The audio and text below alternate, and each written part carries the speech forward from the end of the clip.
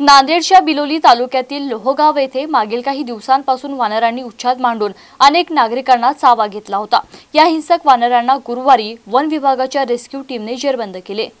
लोहगाव येथील नागरिकांनी जिल्हाधिकारी नांदेड, वन परिमंडळ अधिकारी नांदेड यांना निवेदन देऊन मागणी केली होती की लोहगाव येथे मोठ्या प्रमाणात वानरांचा कळप दाखल झाला असून अनेक महिला आणि पुरुषांना त्यातील काही हिंसक वानरांनी अक्षरशः चावा घेऊन जखमी केले आहे। ही माहिती कळाल्यावरून नांदेडचे उपवनसंरक्षक केशव वाबळे यांच्या मार्फत छत्रपती संभाजीनगर येथील रेस्क्यू टीमला आज सकाळी लोहगाव येथे पाचारण करण्यात आले होते आणि त्या हिंसक वानरांना जेरबंद करण्यात त्यांना यश आलं आहे। त्यामुळे तुर्तास तरी येथील नागरिकांनी समाधान व्यक्त केलं आहे। ही मोहीम यशस्वी करण्यासाठी वन परिक्षेत्र अधिकारी देगलूर निखिल हिवरे, वनरक्षक DS Musale, LG Shinde, SB Bagate यांच्यासह मानद वन्यजीव रक्षक अनिल कट्टी यांनी निकडीचे प्रयत्न केले। Gangadhar Gangasagare, MC news Naigaon, Nanded.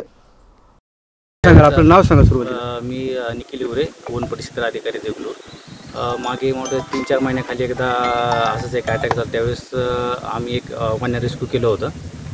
त्यानंतर अजून ग्रामपंचायतींनी अर्ज दिला किंवा अजून त्रास सुरू झालेला आहे वानरांचा, तर त्या अनुषंगाने आम्ही रेस्क्यू टीम औरंगाबाद, त्याच्या आधी आमचे वन्यजीव संरक्षक जे आहेत मानद कट्टी साहेब, ते आम्ही गावात एकदा रेकी करून आलो होतो, काय कुठं वानर आहेत, काय त्रास देतात, गावकऱ्यांची चर्चा करून त्या संदर्भात जे वानर त्रासदायक आहेत, जे कसं राहते त्यांचे टोळी राहते थोडक्यात वानरांची कळप, त्याच्यामध्ये जे मेल राहतो तो थोडा ॲग्रेसिव्ह असतो, काहीतरी कारणानं त्याला एखादा त्रास झालेला असेल किंवा त्याला पायाला दुखापत झाली असेल, तर ते आयडेंटिफाय करून आपण त्यांना आज रेस्क्यू केलेलं आहे। नमस्कार, मी अतिंद्र कट्टी, मानद वन्यजीव रक्षक, नांदेड जिल्हा। लोहगावमध्ये मी ह्याच्या आधी आलो होतो, आत्ताही बघितलं, काल येऊन रेकी करून गेलो। तर इथे आहेत 2-4 टोळ्या गावामध्ये फिरत आहेत, पण त्याच्यापैकी सगळेच माकडं काही त्रासदायक नाही आहेत। माझ्या अंदाजाने 2 माकडं थोडे ॲग्रेसिव्ह झाले।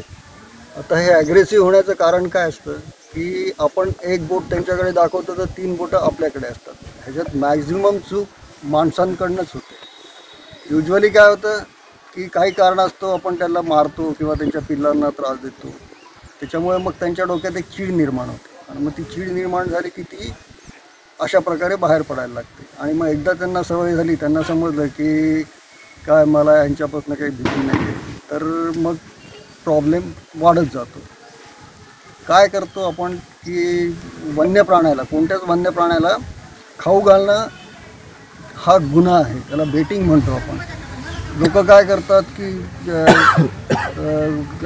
वाळत घालतात गच्चीवर किंवा काय करतात, आणि मग ते खायला आलं तर अवधानाने काय होतं, एखाद्या वेळेस काहीतरी दगड वगैरे मारले जातो, मग त्याच्यातनं त्यांना असं वाटतं की हे त्याच्या डोक्यात चीड बसते अशी।